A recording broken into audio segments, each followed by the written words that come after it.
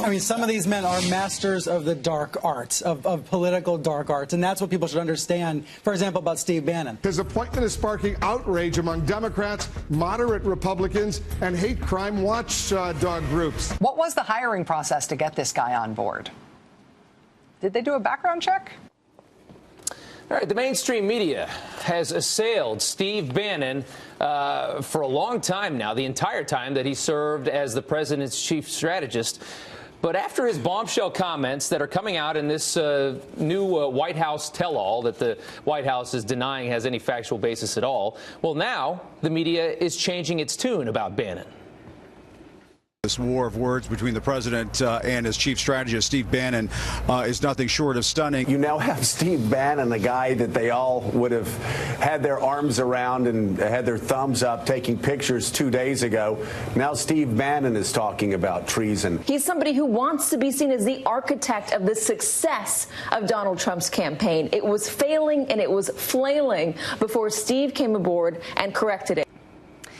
Well, here now to react to the mainstream media's coverage is contributor at The Hill, Kristin Tate. Kristin, thanks for joining us this morning. Look, you just heard the comments, and there are many articles out there. You're listening to it. You're reading it. There's an article from CNN posted last night after 10 o'clock, and it says, this is bigger than Trump versus Bannon. It's about Trump's capability. What's your reaction to all of this? You know, I wish I could say that I'm surprised by the media's bias, but I'm really not.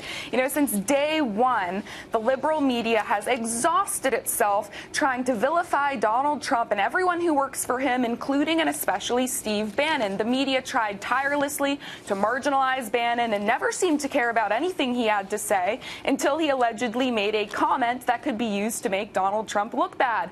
Now, overnight, he seems to be a media darling. But, you know, of course, the media doesn't actually love Steve Bannon. They still have a seething hatred for him. They just love it when Republicans fight with each other.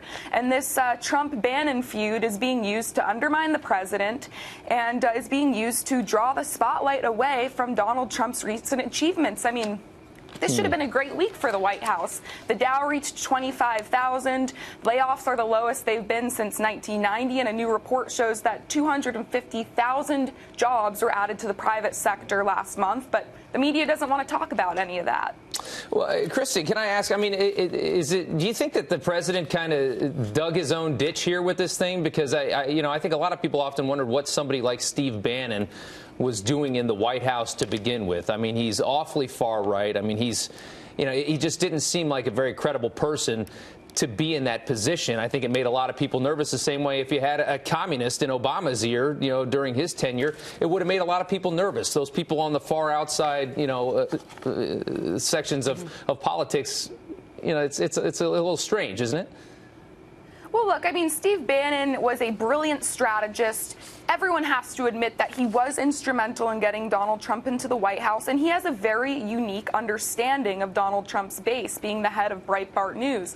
And if Trump wanted, the media to focus more on his achievements, I don't think he did himself any favors with the blistering statement that he released personally attacking Steve Bannon.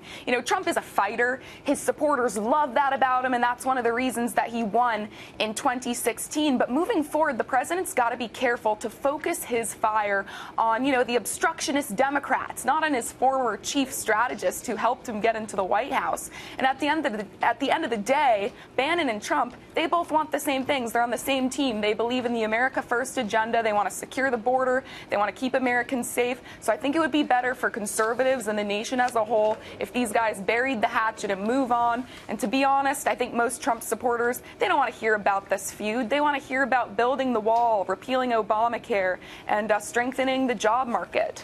Well, so I think it would be best for the country if we could just move on with the dialogue. And to do that, Trump's got to focus on the issues. Well, I guess number one is let's see how quickly President Trump and Bannon are able to move on. And then number two, how quickly the media is able to move on from this. Kristin, thank you for joining us.